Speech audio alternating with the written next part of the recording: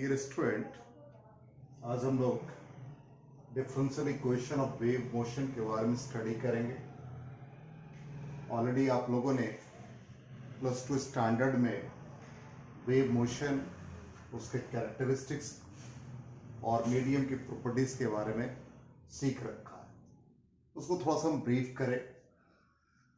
Wave motion हमने लिखा, it is a kind of disturbance created in a medium which propagates in the forward direction with constant velocity without changing its shape. Suppose ये किसी particular medium में जहां source है वहां से disturbances create हो रहे हैं ऑल पॉसिबल डायरेक्शंस में, और ये कॉन्सेंट्रिक सर्कल्स वेव को रिप्रेजेंट करता है। तो ये जो वेव प्रोपेगेट कर रहा है वो फॉरवर्ड डायरेक्शन में, ये हमने शो किया, और इसका शेप चेंज नहीं करता है। अब इसके इंपॉर्टेंट फीचर्स के बारे में पढ़ें कि इसमें जो मीडियम है वो मीडियम मूव नहीं करता है। मीडियम डज नॉट मूव, ये हमने फर्स्ट कैरेक्टरिस्टिक्स में लिखा। Second, the particles of the medium oscillate harmonically about their mean position. Or third important part, the energy and momentum are transferred.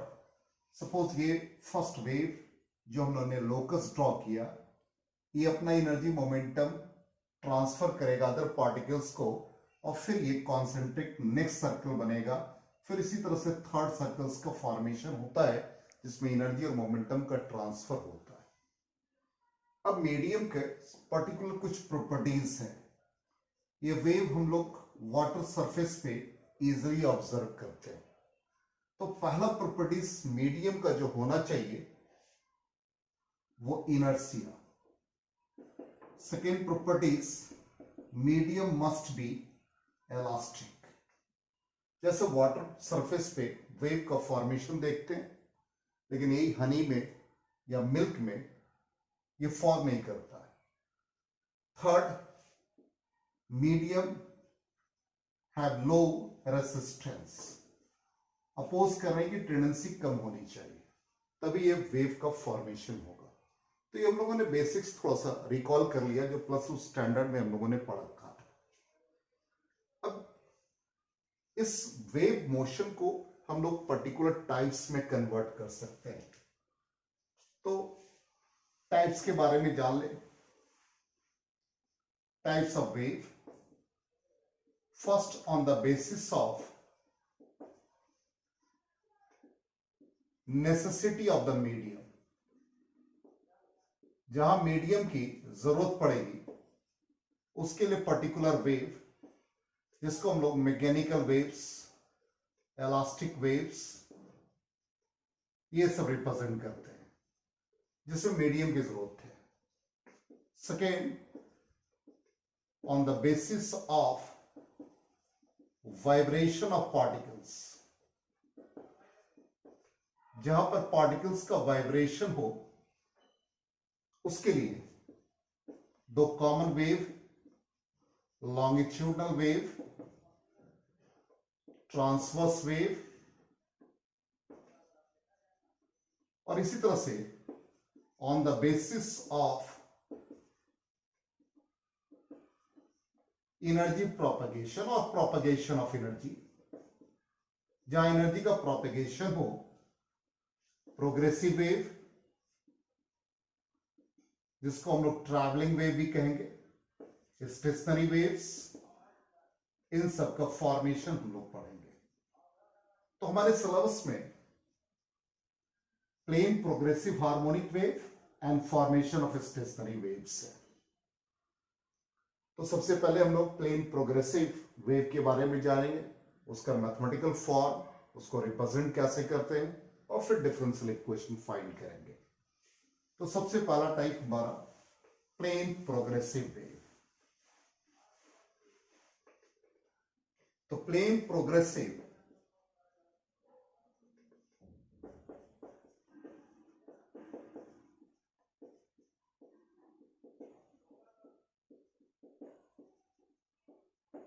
इसको डिफाइन कर रहे हैं, a wave that travels from one point of a medium to another point is called a plane progressive wave, और इसको हम लोग travelling wave भी कहते हैं। तो ये वेव को हम लोगों ने रिप्रेजेंट या डेफिनेशन पढ़ा। अब यही प्लेन प्रोग्रेसिव वेव जब हार्मोनिकली होगा तो उसका नाम हो जाएगा प्लेन प्रोग्रेसिव हार्मोनिक वेव।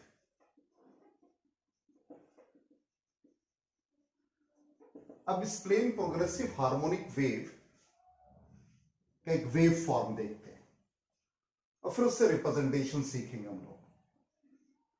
ये हार्मोनिक वेव,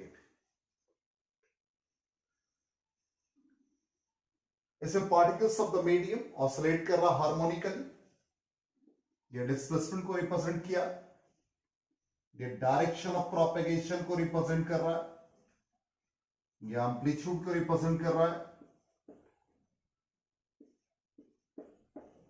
ये पूरा वेवलेंथ एक वेव को रिप्रेजेंट कर रहा है, और ये टाइम टी को रिप्रेजेंट कर रहा है। अब इस वेव का प्रोपेगेशन टुवर्ड्स राइट हो, इसको मैथमेटिकली हम लोग y is equal to A sine omega T minus के एक्स से रिप्रेजेंट करेंगे, और इसी वेव का प्रोपेगेशन टुवर्ड्स लेफ्ट हो जाए तो y is equal to A sine omega T plus के एक्स, यहां प्लस साइन आया। इसका रीजन है डायरेक्शन ऑफ प्रोपेगेशन या टुवर्ड्स पॉजिटिव एक्स एक्सिस या direction of propagation towards negative X axis, इसलिए y is equal to A sine omega T plus के x.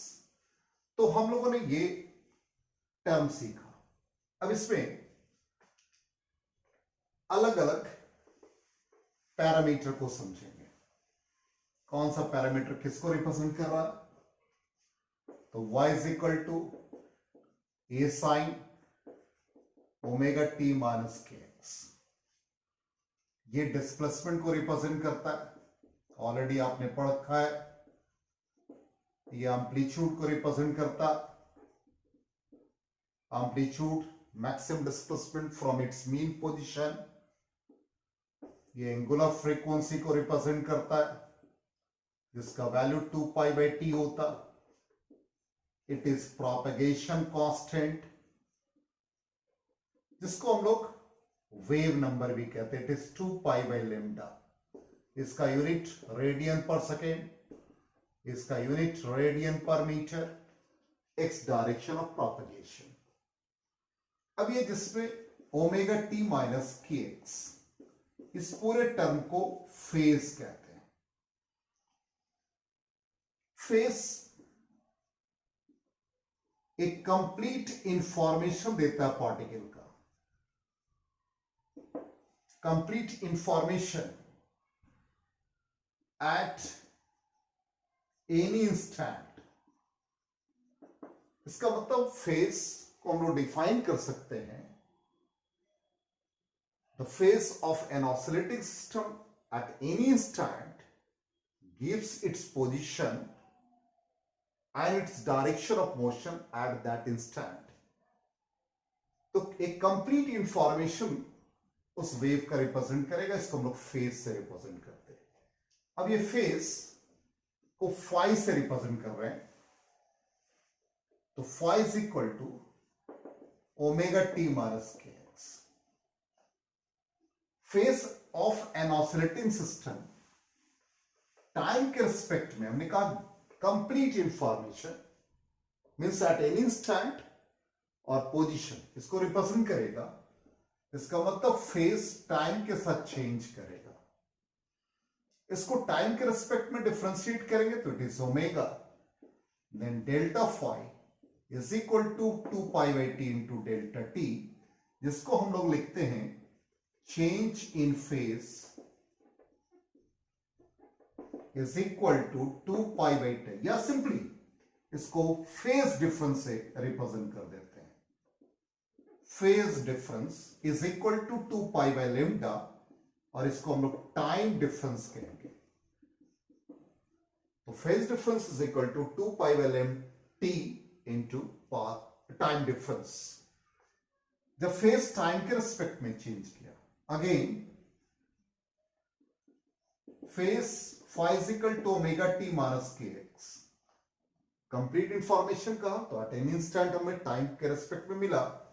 अब पोजीशन इसका पता करें तो डेल्टा फाई फेज चेंज करा विथ पोजीशन, तो position can not be negative, तो इस कंडीशन में हम लोग इसको मॉडुलस के फॉर्म में लिखते हैं।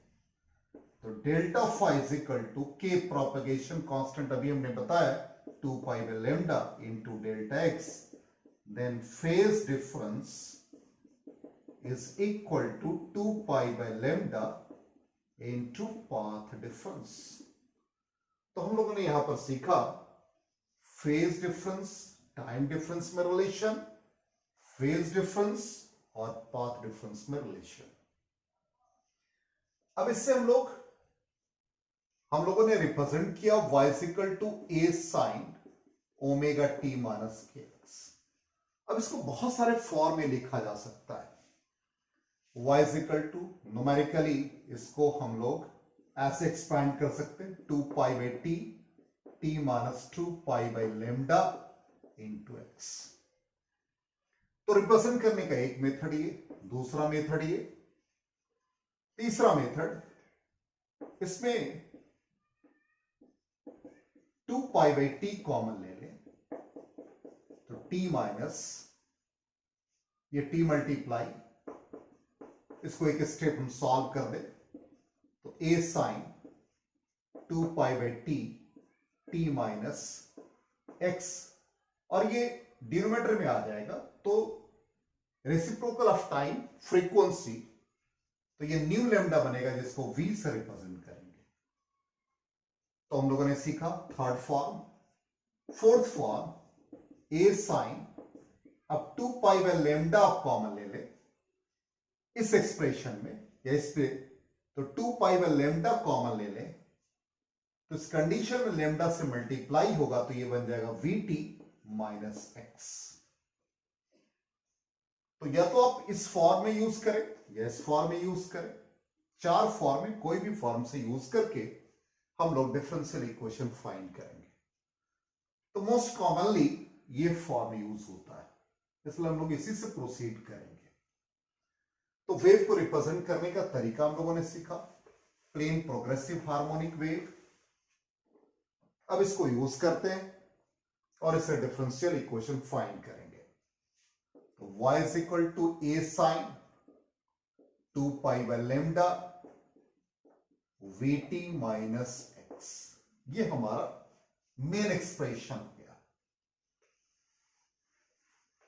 अब ये y हम लोगों ने पढ़ा डिस्प्लेसमेंट को रिप्रेजेंट कर रहा है, तो डिस्प्लेसमेंट को टाइम के रिस्पेक्ट में डिफरेंशिएट कर दें तो a साइन की जगह पर cos हो गया 2π/λ vt minus x into 2π/λ v, then dy/dt becomes 2π/λ v into a cos 2π/λ vt minus x.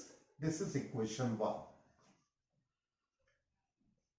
तो दो वेरिएबल हमारे पास, एक टाइम के रेस्पेक्ट में डिफरेंशिएट किया, दूसरा variable direction of propagation position, तो dy/dx a cos 2π/λ vt minus x। अब x के रेस्पेक्ट में डिफरेंशिएट करेंगे तो ये टर्म हमारा डिफरेंशिएट होगा multiplied by x, it is 2π/λ और x यहां पर नेगेटिव है इसलिए माइनस साइन आ गया।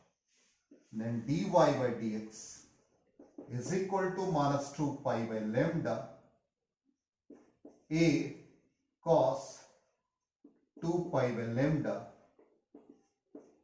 vt minus x. Second equation. अब यहां सेकेंड इक्वेशन और फर्स्ट इक्वेशन इन दोनों को डिवाइड करते हैं तो क्या रिजल्ट आता है? तो फर्स्ट डिवाइड बाई 2, तो dy by dt. First equation ये, सेकेंड इक्वेशन ये. तो डिनोमिनेटर में आ गया dy बाई dx. जब डिवाइड करेंगे तो ये पूरा पैरामीटर कैंसिल हो जाएगा, 2 पाई बाय लैम्डा कैंसिल हो जाएगा. तो फाइनली हमें v मिलेगा. अब इससे एक रिजल्ट आएगा, उस रिजल्ट को हम लोग देखते हैं. तो dy by dt minus v dy by dx. तो dy by dt is equal to minus dy by dx into v. इस dy बाई dt को हम लोग कहते हैं पार्टिकल वेलोसिटी.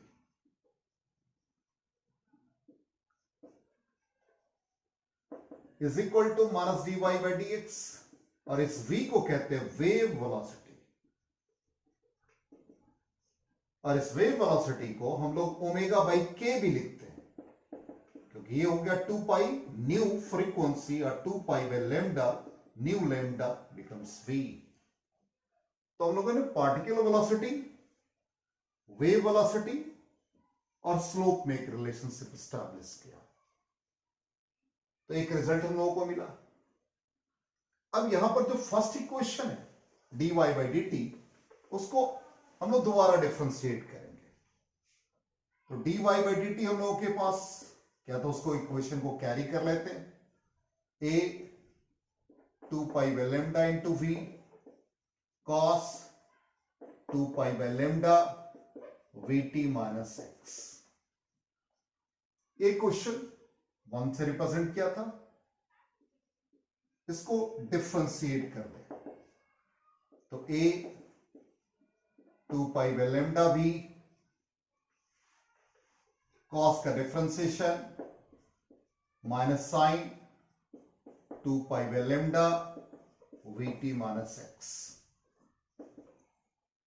ये आ गया 2 pi by lambda into v.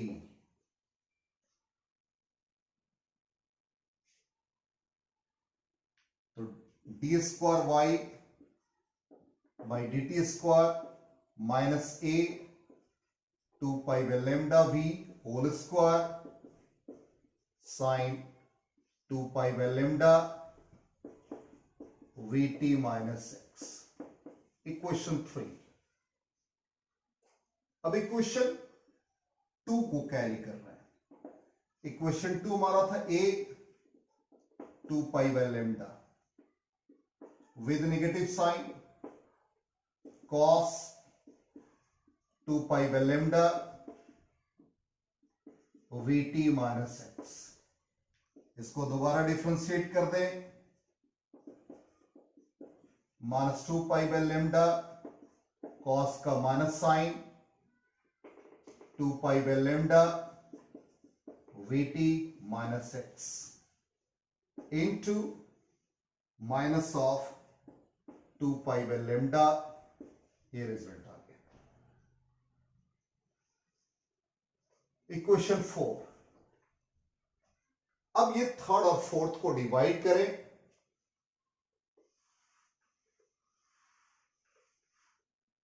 Dividing 3 by 4 becomes, तो D square Y by D T square whole divide by D square Y by D X square. ये पूरा टर्म इसके साथ कैंसिल हो गया. ये और एक कैंसिल हो जाएंगे. सिर्फ वी स्क्वायर बचेगा. इसमें साइन वाला पूरा टर्म कैंसिल हो जाएगा. तो फाइनली ये वी स्क्वायर आ गया. तो final result becomes D square Y by dt square is equal to v square d square y by dx square. This is the required differential equation of wave motion. तो इस तरह से हम लोगों ने डिफरेंशियल इक्वेशन वेव मोशन का देखा. अब इसके बाद हम लोग डिफरेंशियल इक्वेशन के बाद कैसे स्टेशनरी वेव का फॉर्मेशन होता है इसके बारे में जानेंगे. ये हमारा सेकेंड पार्ट होगा.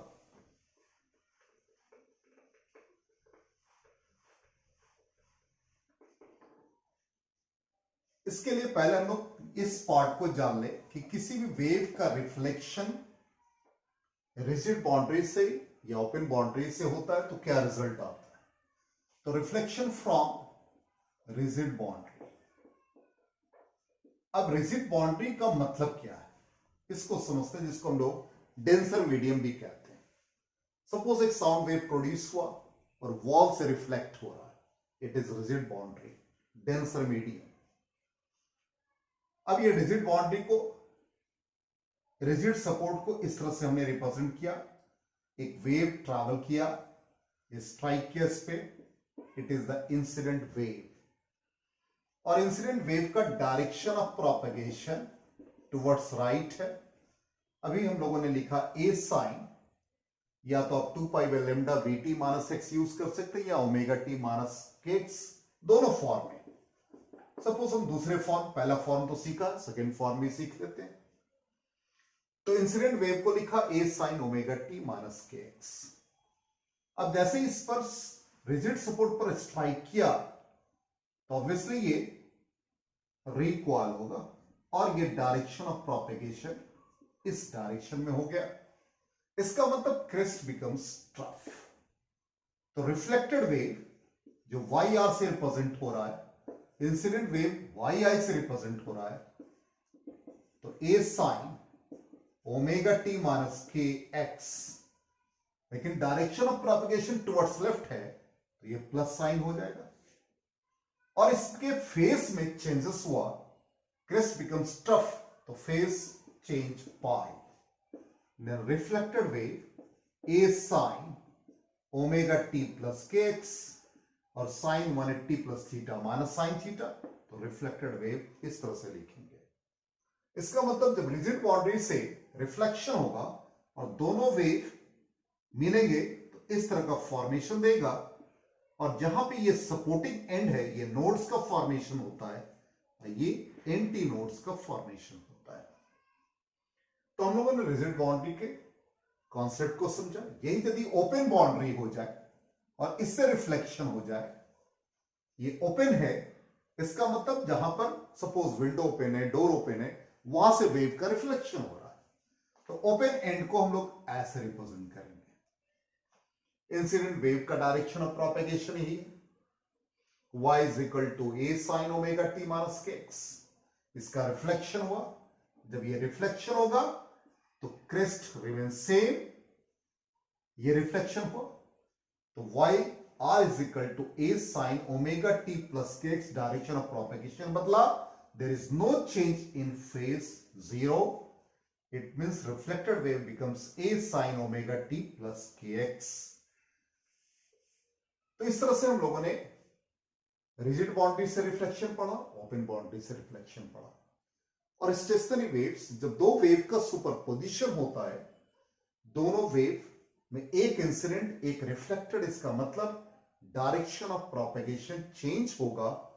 तो उस कंडीशन में जो सुपरपोजिशन ऑफ वेव्स होता है, उसी से स्टेशनरी वेव्स का फॉर्मेशन होता है, जिसको हम लोग स्टैंडिंग वेव भी कहते हैं. अब स्टेशनरी वेव्स का एक एग्जांपल लेते हैं. फॉर्मेशन ऑफ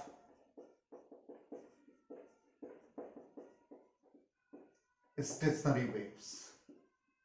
और कॉमन एग्जांपल, कैसे स्टेशनरी वेव्स हम लोग फाइंड करते हैं. एक स्ट्रिंग लिया, इसके दोनों एंड को फिक्स कर दिया. यह रिजिड बाउंड्री है. स्ट्रिंग का लेंथ L, तो पहले इसके बाउंड्री कंडीशन को लिख लें, x0 xl. Rigid boundary, displacement 0, तो y is equal to 0, y is equal to 0. यहां से एक इंसिडेंट वेव लिखेंगे और रिफ्लेक्टेड वेव इस डायरेक्शन में। तो इंसिडेंट वेव को अभी हम लोगों ने कॉन्सेप्ट सीखा, तो incident wave y i is equal to A sine omega T minus के x. Reflected wave y r is equal to A sine omega T plus के एक्स। डायरेक्शन ऑफ प्रोपेगेशन भी चेंज हो गया और additional phase pi तो minus sign. तो according to principle of superposition incident और reflected wave का vector sum, तो a sine omega T minus के x minus a sine omega T plus के एक्स। साइन सी माइनस साइन डी का form use कर ले तो it becomes 2 cos c plus D divided by 2 into sine c minus d divided by 2. तो 2a cos kx cancel हो गए, 2 omega T by 2 omega T cancel, minus 2 kx by 2 sine minus kx, then minus 2a sin kx cos omega t. This is the required equation of stationary waves of amplitude minus 2a sin kx. तो इस तरह से हम लोगों ने formation of stationary waves को भी सीखा। Thank you and good bye.